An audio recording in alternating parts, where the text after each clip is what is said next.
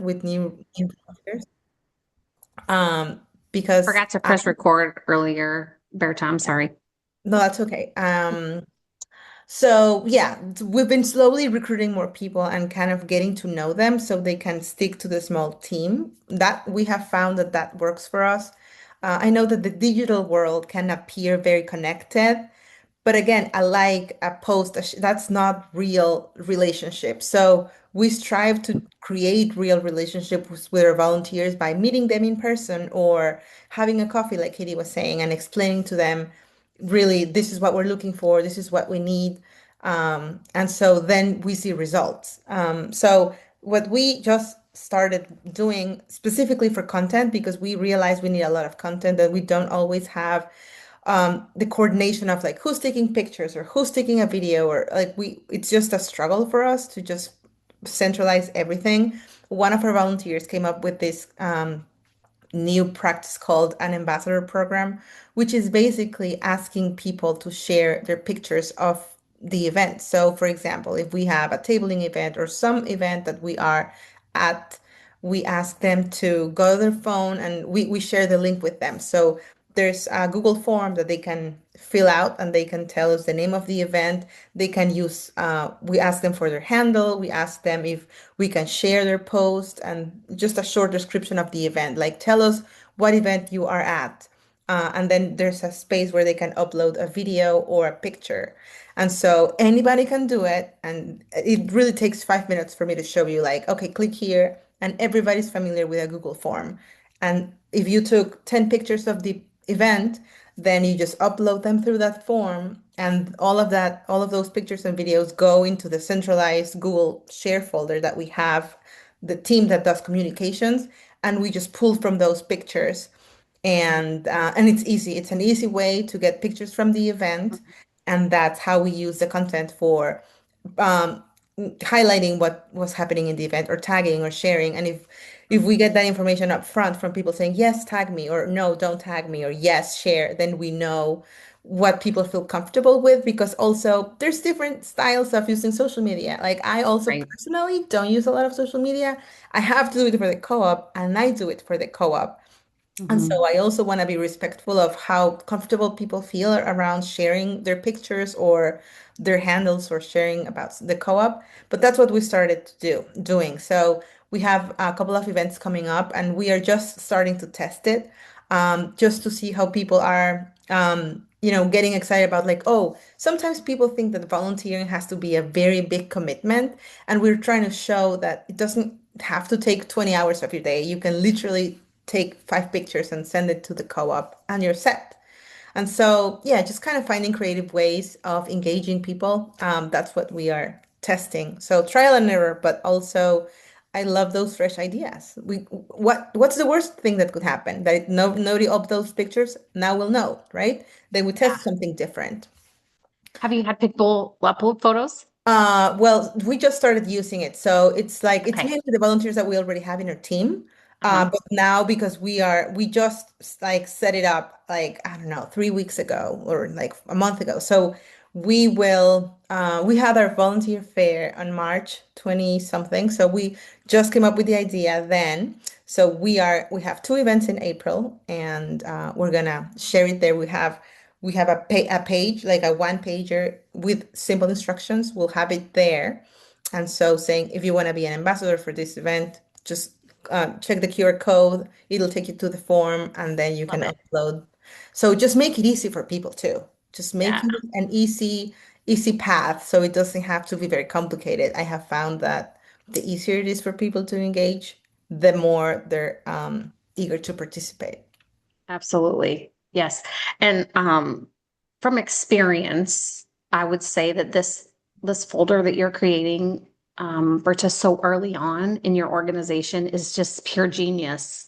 I mean, I know from even just any kind of volunteering or kind of organizing work, there's usually so many things happening that it's very easy to let go of or to not have your hands around the images that reflect what you've been doing. So you've taken pictures, I've taken pictures, someone else has taken pictures, and they're all somewhere else. When it comes time to need those pictures, it's kind of like, where are those? And who had it? And who was there that day? Who took that picture?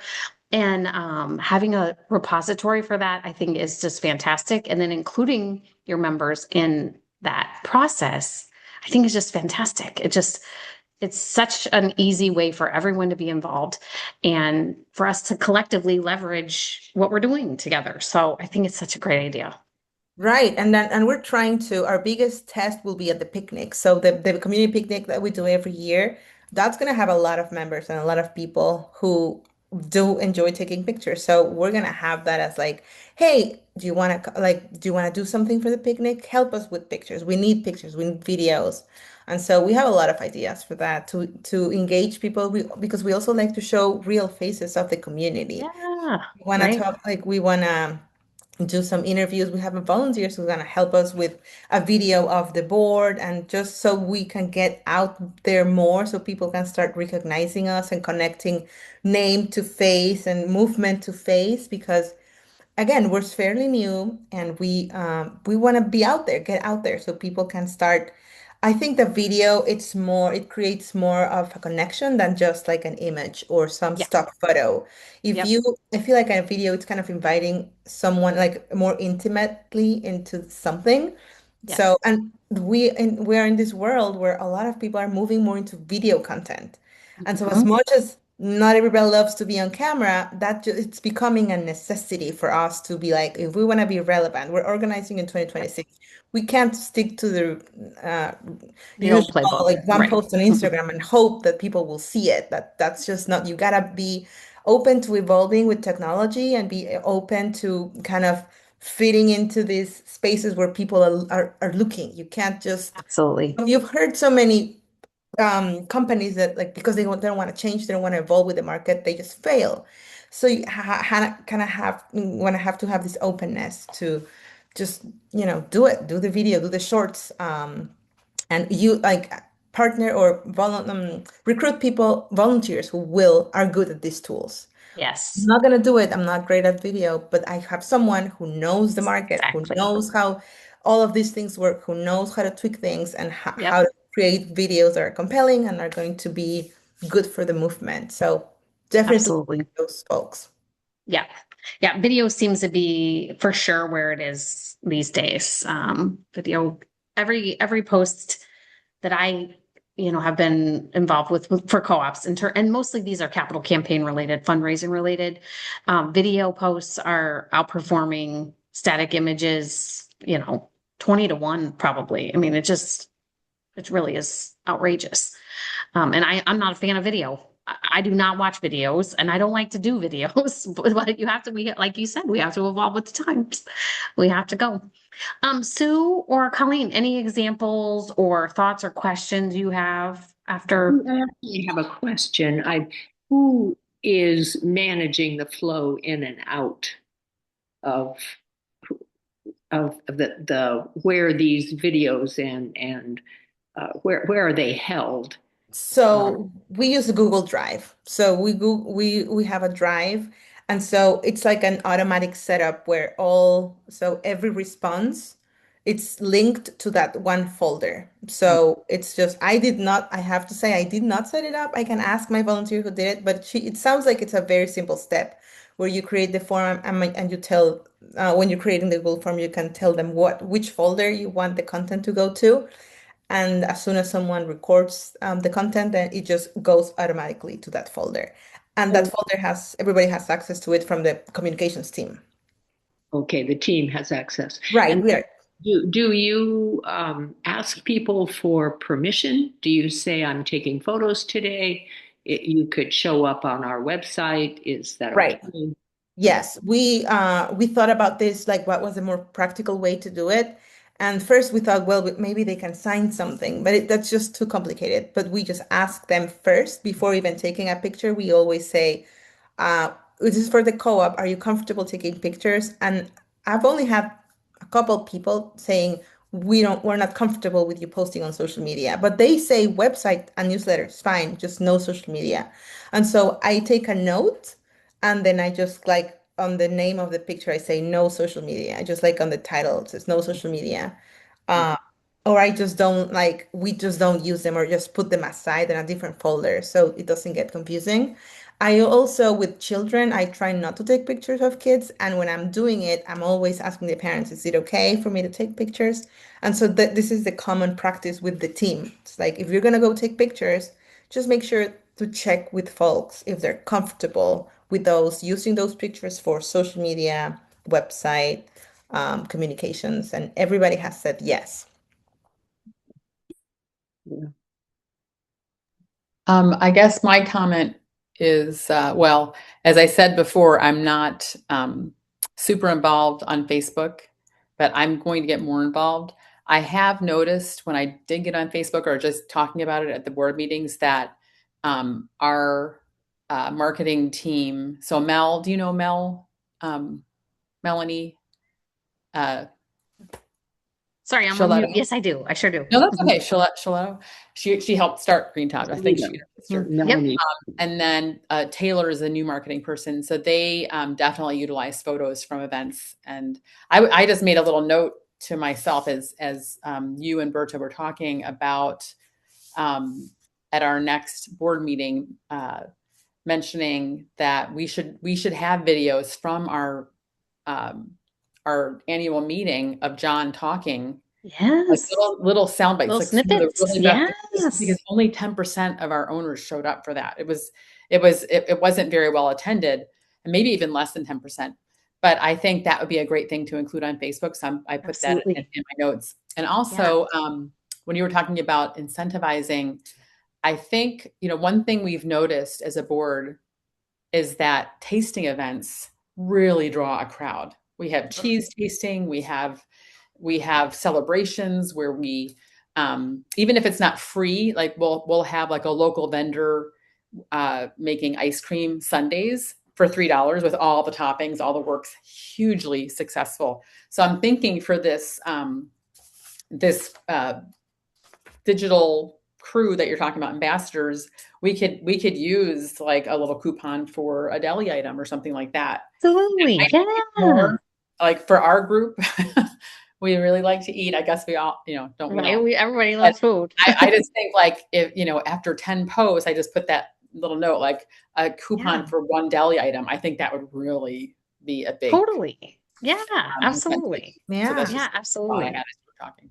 We know, are and one- actually planning a culinary event. We have a local chef who is part of our, he's a member, not an active board member, and he is doing the cooking and we are selling tickets.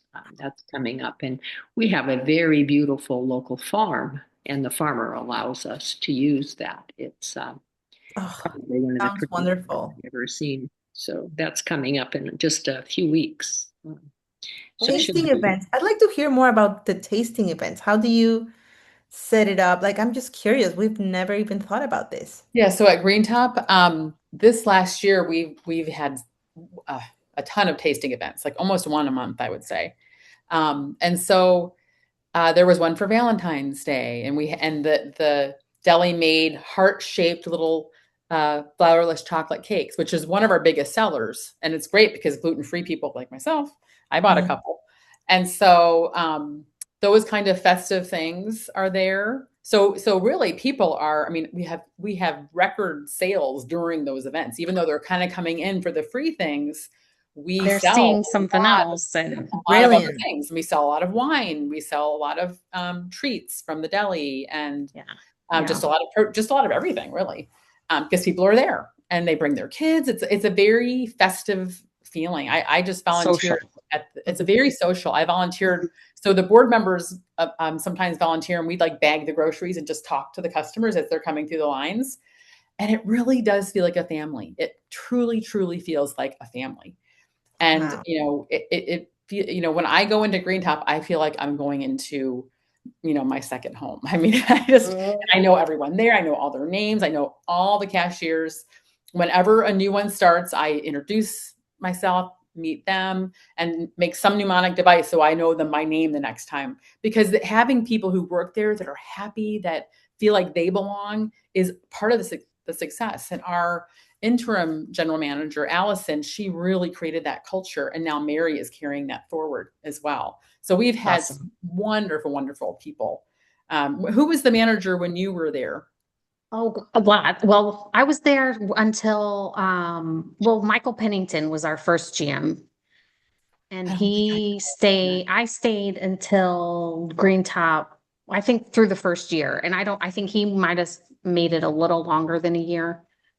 See, and I wasn't very involved back then. So, Yeah. I mean, I was a member, but I wasn't super involved until the Yeah. last couple of years. Yeah. But anyway, yeah, my daughter But, actually worked there when she was in college. So that oh, was a few years fantastic. ago. She worked there part-time. She loved it. Love it. Love it.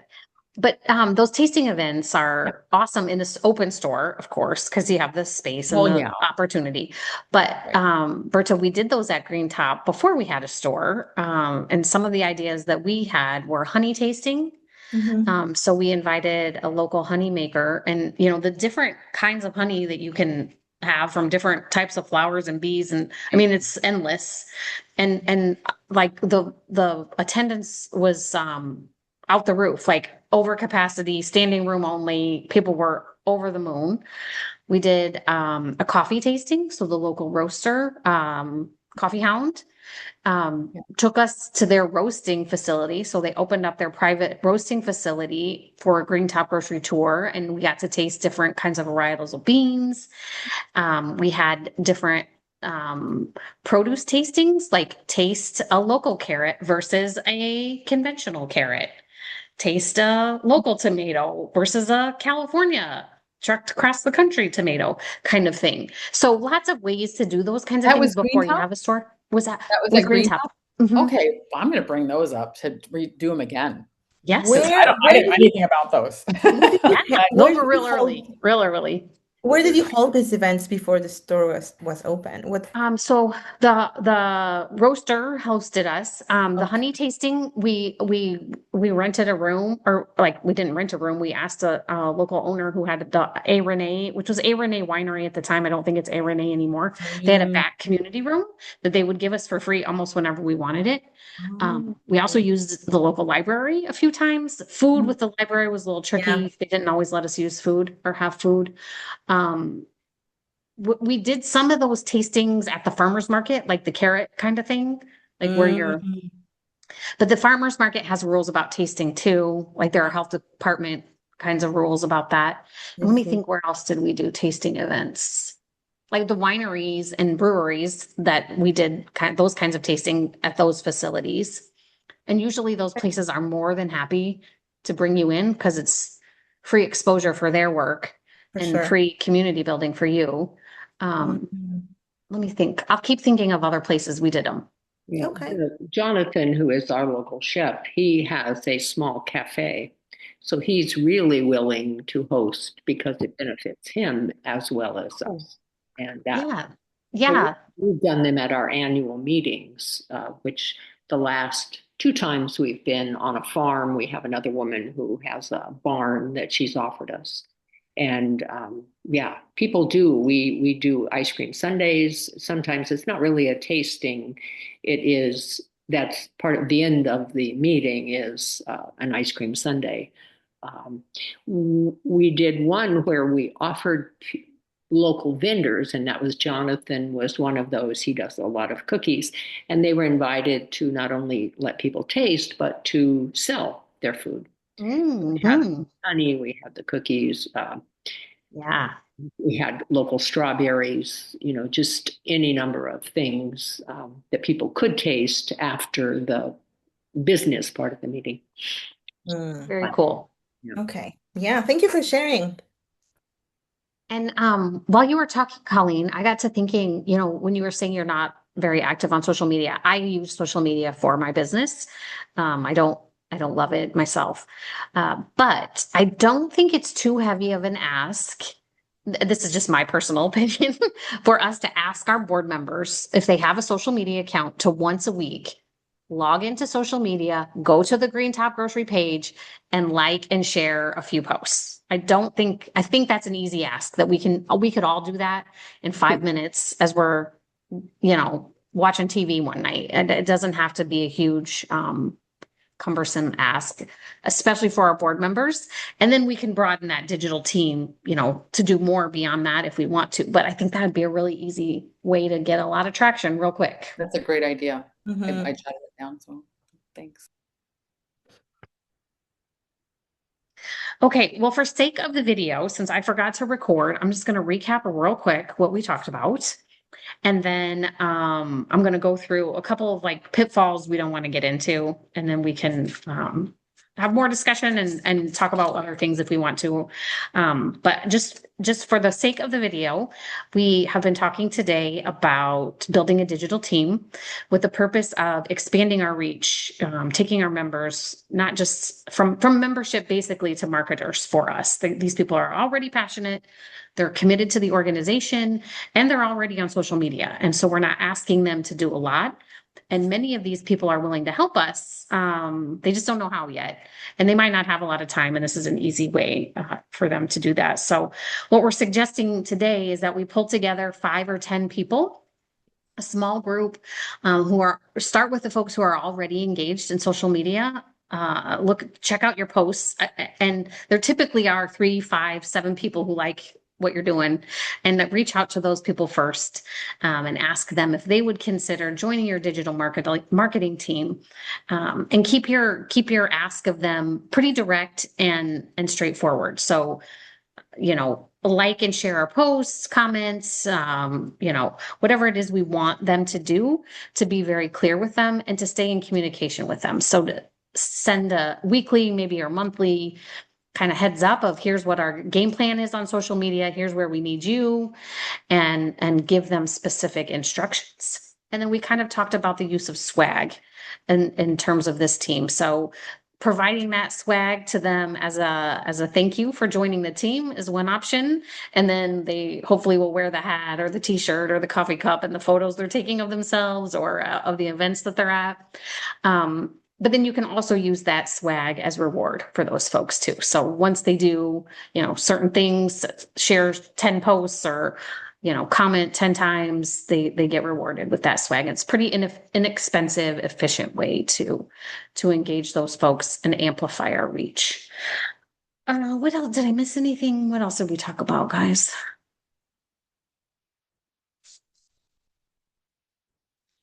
We talked about the fact that, our network, we each have our own network.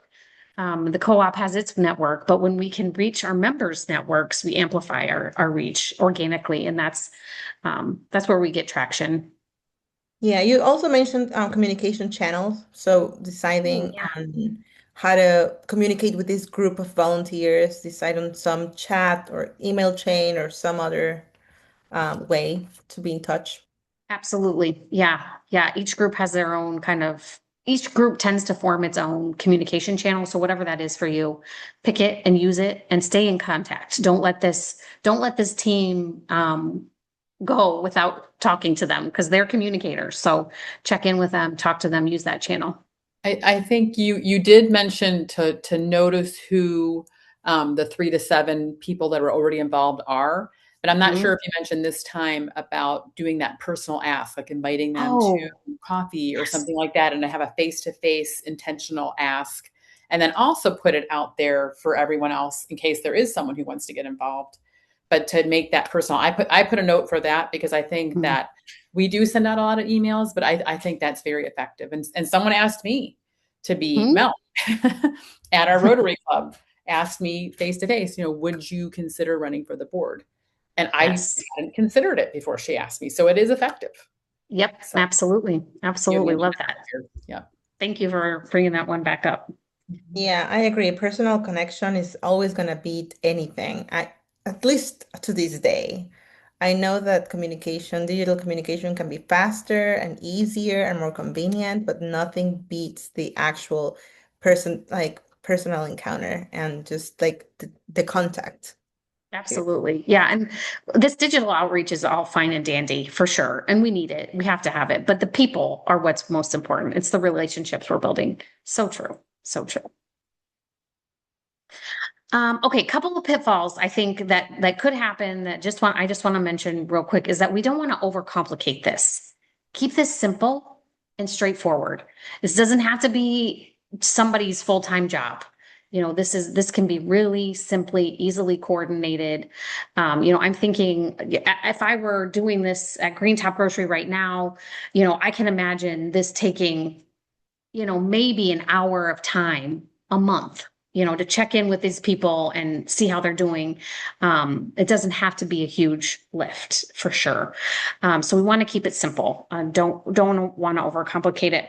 And the other pitfall that I think we can all fall into when we're dealing with volunteers is forgetting to recognize them and appreciate them.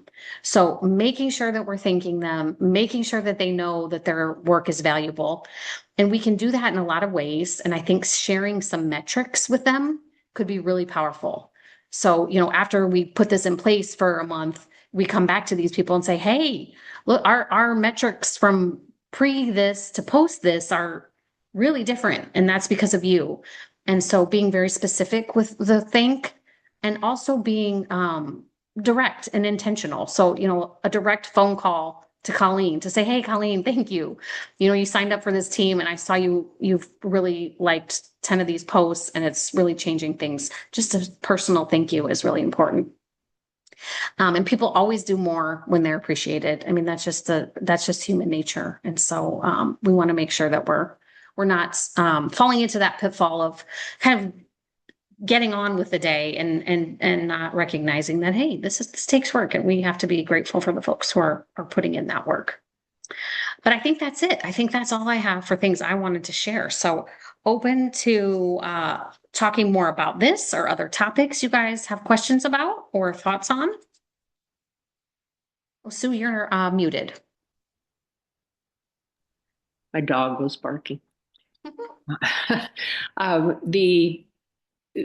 When you talk about swag, we've been in this conversation, and one board member wants to get swag, and some of the others, it's like, well, it might be too much money. How do you effectively use that? Do you hand a $10 hat to everyone? Do you have a specific reason you give it? How is it most effectively used, I guess? Well, that's a great question. I think in the context of this scenario for the digital outreach, I think you'd want to use it as either a recruitment tool or as a recognition tool. So when people sign up, you give them the t-shirt or the coffee mug, or after a certain amount of time or activity doing so. There is always that kind of push and pull within an organization on, is it worth spending the money, and do we have the budget? We're all on a very strict budget, and allocating funds is an important decision. So I think it's important that I would not invest tons of money here, but I would do it thoughtfully. And when I am talking about thoughtful swag, I'm talking about multi-use pieces. So you don't want to date something that you can only use for 6 months because it's going to have last year's date on it. You want to use producers. I like to use local producers when I'm creating co-op swag, because we're about local and we want to buy our t-shirts from the print shop down the street, not the factory, across the ocean. And so I think being intentional about that, and it can be as intentional. I mean, at times I've seen co-ops, get down to the fabric. If the product is made with organic fabric, if it's made in the United States, if it's printed in a union shop, you can get really detailed. But you can also do so on a local level. So at least choosing the printer down the street rather than the shop across the country or across the ocean. So those are important considerations. And then also, this doesn't necessarily help in our scenario, kind of like as a reward, but there are companies, and even local companies, especially in Bloomington, I know there's one that you can do you can open up a shop, an online shop. So like Reed's Sporting Goods, for example, will create a logo for you, or take your logo, put it on a shirt or a hat or whatever, and they open up a storefront, a virtual storefront. You send the storefront to your ownership, they order and they can either pick it up at the Reed's Sporting Goods store, they could probably pick it up at Green Top, or it could be shipped to them. And so there are ways to do swag without a huge cost, because that way the individual picks what they want, they order it, and they pay for it. And the co-op's really not involved. They're just as a bystander. And it's typically a fundraiser too, that the co-op will make a profit or a portion of the proceeds from that. So Is Reed's Sporting Goods something in Bloomington? yeah, it's in Bloomington Normal. Oh, okay. I did not know about that. But Yeah, it's over by a jewelry store across the street from another grocery store in Bloomington that I don't want to say the name of because they're our competitor. I'm just kidding. It's across the street from Hy-Vee. oh, from Hy-Vee. Okay. I thought you were So going to say across- Common Ground. Oh, no. But No, I it's don't know across. if you know they closed. Common Ground Oh, closed. did they? Oh, I hate to hear that. I do too. I hate to hear it too, but I will say I think it's been good for Green Top. Has Because it? I don't know if we have enough population to like support both. Both of well. them. Yeah. So I think that people are coming to Green Top now that used to go to Common Wow. Ground. I mean, I That guess could that's be. the silver lining. I'm not happy that they're closed. Sure. But anyway. Okay, so across from Hy-Vee is the It's across Veterans. Yeah, from Hy-Vee. Yep. Reed. Mhm. Okay. Okay, I'll have to look into that. Thanks. Yeah. One last swag question. When you're out tabling, are you giving swag of any kind? We have pins, we have stickers. Do you just liberally pass that sort of thing out? Do you usually pass them out as you are out tabling? Berta, Colleen, you want to chime in? I have an opinion, but you guys are actually Oh, doing it. So we actually don't have any swag. Like I said, we have not, the only thing that we do at tabling, we have there's a company called Tater Tats that has vegetable tattoos. yes. Good quality tattoos. So that's the Green only, Top had tattoos once upon a time too. Mhm. it's really fun. Everybody loves them, adults, kids, Mhm. and every time I'm tabling, I make sure I have tattoos. And so that's what we give away because again, we're in a very limited budget.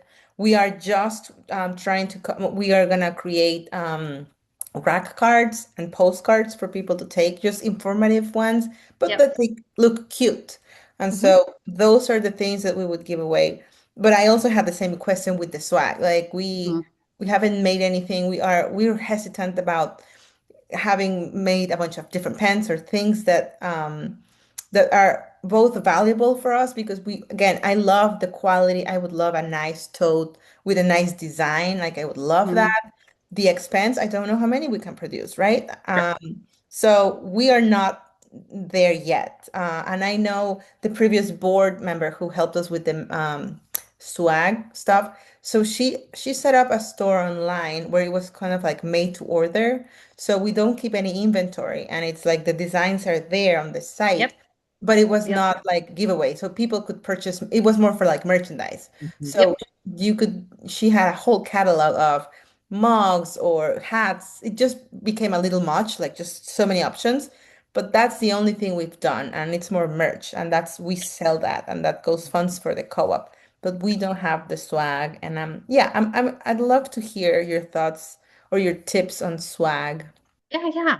I think your valuable swag should be used judiciously, like t-shirts, things that are, an investment, tote bags, hats.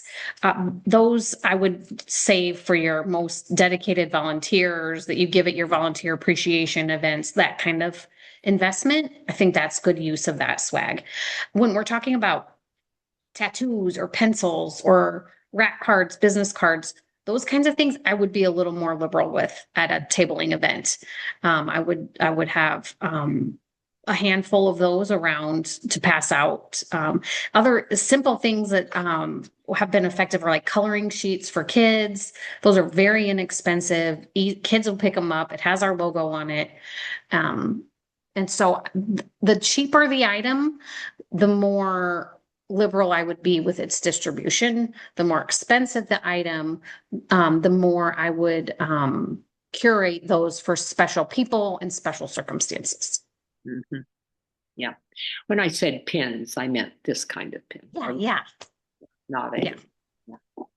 But pins, buttons, pins too Those are are a thing fun these too. days. Yeah, they're a thing. There are And stickers, water bottle stickers, car stickers. stickers. Yeah. Yeah, That we've was done stickers. We have green top stickers. I don't have one right near me, but and then people can put them on their coffee cup or their water bottle, and so it's free advertising. They're cute stickers, Yeah, and Yeah. they are for sale, but we've also given them away at different times. Oh, okay. Like we put them in. We did a 2 years now. There's another organization that we're involved with in Uganda, and we've done a 5K. And so both years, owners have, like board members actually, have contributed items from Green Top for the goodie bag and then a sticker, so that we're advertising Green Top, but Green Top's not paying for it. That we're Yes. paying for it. Yes. But it's also a way to get the word out. So the stickers have been nice to put in there with the little goodies from Green Top Absolutely. for that. Yeah. Yeah, I would say if there was one thing that we could invest in, I would go for stickers. They're fairly inexpensive too. Mhm. Mhm. Absolutely. Yeah. Yeah. Maybe. You gave me a good idea now. So I'm gonna write it down. We were given quite a gift this year. I'm gonna, I'll be right back because I want to bring it and show you. Show and tell. I like show and tell. Love it.